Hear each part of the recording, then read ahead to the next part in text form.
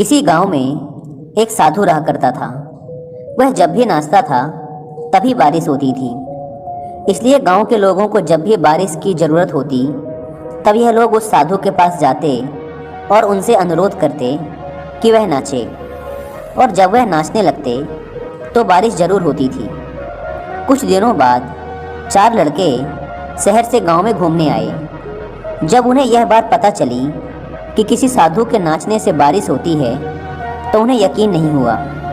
शहरी पढ़ाई लिखाई के घमंड में उन्होंने गांव वालों को चुनौती दे दी कि अगर हम भी नाचेंगे तो बारिश होगी, और अगर हमारे नाचने से बारिश नहीं हुई तो साधु के नाचने से भी बारिश नहीं होगी। अगले दिन सुबह सुबह गांव वाले उन चारों लड़कों को लेकर साधु के कुटिया के पास पहुंचे। गांव वालों ने साधु को सारी बात बताई। फिर उन लड़कों ने नाचना शुरू किया। पहले लड़के ने नाचना शुरू किया। आधा घंटा बीत गया। फिर पहला लड़का थक कर बैठ गया, पर बादल नहीं दिखे। कुछ देर बाद दूसरे लड़के ने नाचना शुरू किया और 1 घंटे बीतते बीतते वह भी थक कर बैठ गया। बाकी दोनों लड़कों ने भी ऐसा ही किया, पर बारिश नहीं हुई। अब साधु की बारी थी।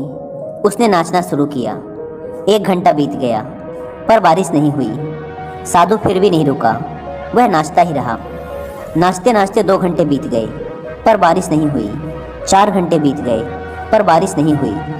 लेकिन साधु तो रुकने का नाम ही नहीं ले रहा था।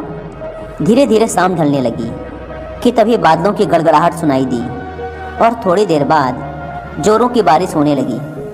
यह देखकर चारों लड़के दंग रह गए और तुरंत साधु से क्षमा मांगी।